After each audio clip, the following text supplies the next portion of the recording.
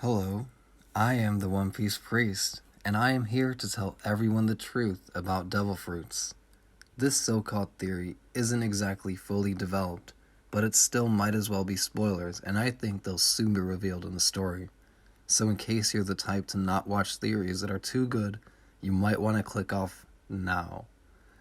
So this has to do with why artificial smile fruits are not true devil fruits. You could call this the limit of science. Through science, you can find the blueprint of a living being, lineage factor, bloodline element, or just DNA as we call it in the real world. Scientists of today's One Piece world found that blueprint and managed to transfer it into people in the Vinsmoke Kids and into fruits with the smiles. Now what I'm about to say may upset a lot of people who felt that Haki has had too big of a role in the story and who have been waiting for devil fruits to come back to the forefront as they seem to have in the last few chapters.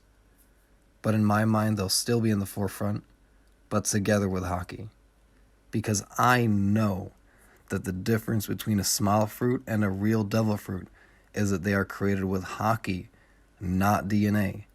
DNA can only be extracted from and describe living things, but in One Piece, anything has a will, and any person's will manifests in a different way. To this day, I still believe that Sanji's Diablo Jambe is Haki-based, that his passionate will simply keeps his legs in flames, in the same way that Zoro's Conqueror's Haki manifests in his demonic Ashura form. I believe the ancient kingdom had the capability to transfer anything's will into a fruit in order for the person that eats said fruit to inherit that willpower.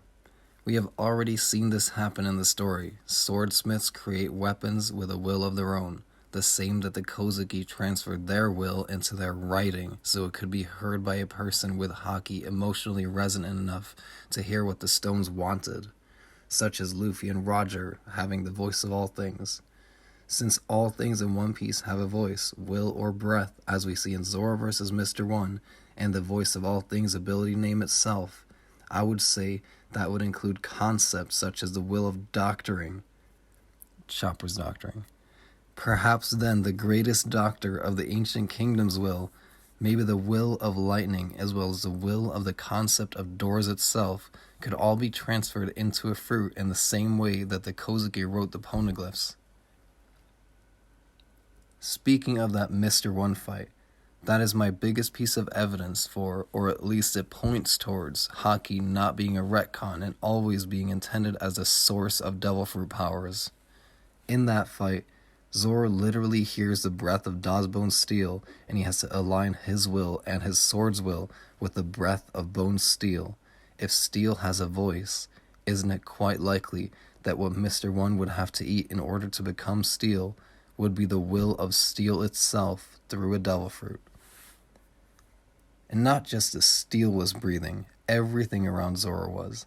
Proof of the concept of materials having breath or will, and the introduction of going beyond devil fruits through spiritual means in the same fight. This is not a coincidence. The next arc was all about observation Haki. It was not suddenly revealed to us in Marineford. Haki was being drip-fed to us slowly from the start of the series through both devil fruits and swordsmanship, and shown to be as deep as now through Sanji and Zoro's special powers during Enies Lobby. Now because of all this, I think all the mythical beings that have been fruits in One Piece are beings that have existed in that world. There are no Earth-specific historical or religious figures. Even the Buddha is just a title that someone in the One Piece world could feasibly attain, and for all we know, dragons, Kyuubi, and Phoenix all existed during and before the Void Century. I see them as more general creatures of myth than religious historical figures. So what do I believe this means for Nika as a person or being, and what does it mean for the Gomu Gomu no Mi? I think there's a possibility that the categorization of devil fruits is quite arbitrary, at least at the edge examples. I used to believe that the will of just rubber was what was transferred into the Gomu Gomu no Mi, but now I'm starting to believe that most, if not all, paramecia fruits are created with the Haki of a person, and that any person's will back in the ancient kingdom manifested in such a specific way that they had superpowers on the level of devil fruits, not too different from how I see Zoro and Sanji. So perhaps Sanji's will in a fruit would give someone heat-related powers, and maybe then Zoro's would give someone a demonic form that grows limbs, and if you see where this is going, then that would mean his will would literally create a fruit like the Hana Hana no Mi. I believe it would be very fitting if devil fruits were all created with the haki of the people of the ancient kingdom. It would make sense why the government has named them devil fruits, as the ancient kingdom is the enemy of God, the devils themselves.